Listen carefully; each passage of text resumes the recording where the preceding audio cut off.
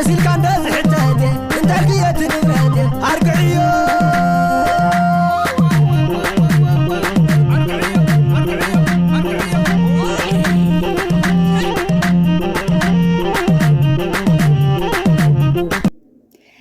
سلام فتوات كبرانن أمن العالم تركو نيشانالي بيتساب كميت خانو كل سلام እግዚአብሔር ይመስገን በወገኔ ሰላምየ ንስኻትኩም እውን በብዘለኹም እዎ ሰላምኩም በዝሕ ትርፍ ክብለለይ በዓልቲ ምሉእ ተስፋ የደቂ ዓበይቲ ወይ ማዕረ እንኳዕ ድማ ናብ ቻናለይ ብሰላም መጻኹም ንሎማዓንቲ ሒዘልኩም ዝመጻኹ ቪድዮ ከዓ ዋጋ ወርቂ ክኸውን ዋጋ ወርቂ ሎማዓንቲ ዕለቱ ማለት እዩ ብናይ ኢትዮጵያ አቆጣጽራ ሰነ 5 ወይ ከዓ ብናይ ፈረንጂ ጁን 12 እዩ ዝኸውን ዘሎ ምክንያቱም ካብ መዓልቲ ናብ መዓልቲ ልዩነት ስለ ዘለዎ እውን ያነ አብሳለ ሰብራውዕት ዘቀርበልኩም ዘለኹም ማለት እዩ እና ሎማዓንቲ ዋጋ ወርቂ ክርኢ ካለና አብ ዱባይ አብ ጆርዳን ባህሬን ኩዌት ዱባይ ስዑዲ ግን አፍተን ዓበይቲ ከተማታት ዘሎ ዋጋ ክርኢና እስካዕ ቪድዮ ፍጻመ ተኸታተልዎ ክብራት ሕዋተይ ይጠቕመኩም እዩ ንቻናለይ ሓድሽ ዝኾንኩም ሰብስክራይብ ነባራ ዝኾንኩም ከዓ ላይክ ሸር ናግበርኩም አበረታትዑኒ ደቂ ዓበይቲ ወይ ማዕረይ ላይክ ሸር ንትገብሩለይ ከዓ ካብ ልቢና መስገን ክብራት ሕዋተይ ሰናይ ጻንሒት ደሞ ተጫወቲ ደሞ በባህላ ዓደየ ዋልመንከቱ ሆነ ዋልመንከቱ ሆነ ዋጀጋኑ በየ ትግራይ ለዓውኹ يسلحلخو عويهم بيه انقذ عديه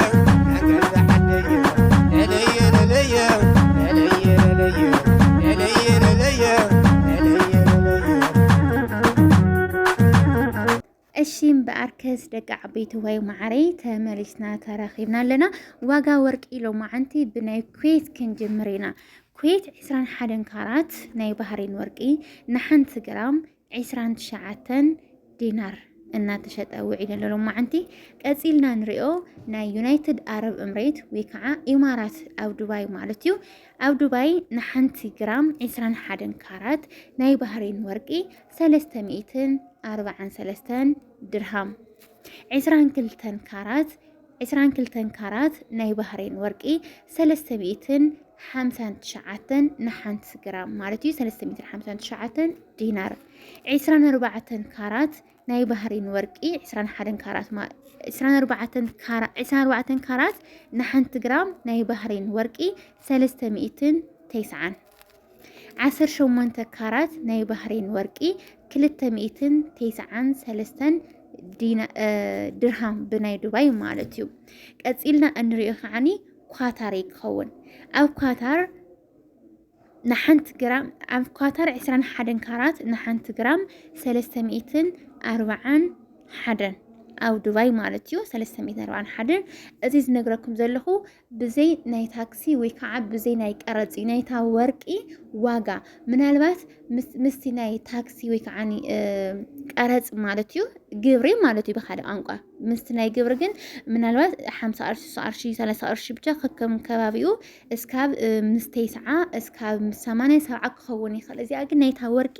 ብቻ እያ እናት ወርቂ ገዚኦም ትኸደ ካለኹም ብዘይ ደረሰኝ ስለዘይውኹም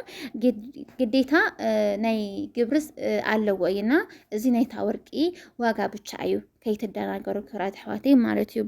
ካብኡ ከዓኒ ቀፂልና ንሪኦ ኣብ ጆርዳን ይኸውን ጆርዳን 21 ካራት ናይ ባህሬን ወርቂ ንሓንቲ ግራም 69 ዲናር ማለት እዩ ኣብ ጆርዳን ቀፂልና መጨረሻ ንሪኦ ከዓኒ ናይ ስዑድ ዓረብ ይኸውን ኣብ ስዑድ ዓረብ ሪያል ይቅርታ ብናይ ስዑድ ዓረብ ኣብ ጂዛን ክጅምር እያ ጂዛን 21 ካራት ናይ ባህሬን ወርቂ ማለት እዩ 356 ሪያል ቀፂልና ንሪኦ ጣይፍ ይኸውን ጣይፍ 21 ካራት ናይ ባህሬን ወርቂ 365 ሪያል ንሓንቲ ግራም ብዘይ ናይ ታክሲ ወይ ከዓ ብዘይ ናይ ግብሪ ናይታ ወርቂ ዋጋ ብቻ እያ እዚኣ ቀፂልና ንሪኦ ከዓኒ ኣብ መዲና ይኸውን መዲና 21 ካራት ንሓንቲ ግራም 371 ሪያል እዚህ ናይት ወርቂ ዋጋ ብቻ እዩ ማለት እዩ ምናልባት ምስ ናይ ግብር እንድሕር ተሓዊሱ ልዕሊ 400 ወይ ከዓ እስከ 400 ክኸውን ይኽእል ማለት እዩ እዚ ናይ ወርቂ ዋጋ ብቻ እዩ ዝነግረኩም ዘለኹ ቀፂልና ንሪኦ መካ ይክኸውን መካ ኣብ መካ ማለት እዩ ንሓንቲ ግራም 21 ካራት ማለት 21 ካራት ንሓንቲ ግራም 380 እዚ ዝነግረኩም ዘለኹ ማለት እዩ እስካብ ደረሰኝ ሕዚ ንኣብነት ወርቂ ገዚእኹም ወረቐት ሕዚ ወረቐት ብማሽን እዩ ዝቆረፅ ወደዚ ደረሰኝ ለዚ ናይ ግብሪ ስለ ዝኸፍሉ 30 ቅርሺ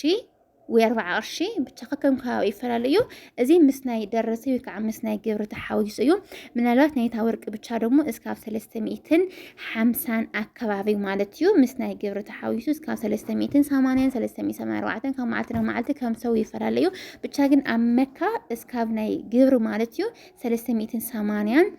21 كارات نحنت جرام مالتيو كاو عني أتقلنا نريخ عني أف جدة يكون جدة مالتي كرات حواتي إن حنت جرام 21 كارات 354 ريال كاو مجرشان ريو ناي رياد واقع يكون أو رياد واقع لو ما عندي 21 كارات نحنت جرام ناي بحرين ورق مالتي 421 الريال مالتيو 21 كاراتيو ناي وجيو ناي بحرين مالتايا كاو عادك عبيت واي معري بخامي كنفولت ان 21 كارات مخانو 24 كارات مخانو ناي بحرين مخانوسي بخامي كنفولت ان خيل الكنا كومنت صحفكنا لي ازي حق مزراب انا حزي ايني 21 كارات ايني فيك ايني اوريجينال يفولتي ورقون غزي يفلط انتي دا يا فرح እግዚአብሔር ዘለዎም ጥያ ሰባት እንተጋጢሞምኩም ተምሸየቲ ወይ ከዓነይ ዝፈልጥ ሰብ ናይ ባህሬን ወርቂ ምዃኑ 21 ካራት ድዩ 18 ካራት ድዩ 24 ካራት ድዩ ዝፈልጥ ሰብ ናይ ግድን ከለክን ወይ ከዓ በዓልትክን ትፈልጦ ክትኮን ኣለክን በይ ወርቂ ምግዛእ ብጣዕሚ ይከቢ ዝፈልጥ ሰብ ከለክን እዩ ማለት እዩ እና ክብራት ሓወቲ ኣነ ይፈልጦ እውነት ወርቂ ዝበሃል ግዜ ኣይፈልጥን እያ ኣነ ሕዚ ንባዕለይ ወርቂ ክገዝእ ተኮይነ ታዩ ወርቂ ኣይኒ ኦሪጂናል ኣይኒ ፌክ ስለዘይፈልጦ ግድን ዝፈልጥ ሰብ እየ ሒዘ ክኸይድ ተምሰብ ወርቂ ባዕሉሲ ትክክለኛ ወላ ይሃውን ግን ይኣምኖሚ ምክንያቱም ብዙሕ ዝበሃል ነገር ስለዝሰምዕ ማለት እዩ ደሞ ተጫወቲ ደሞ ባህላ ዓደየ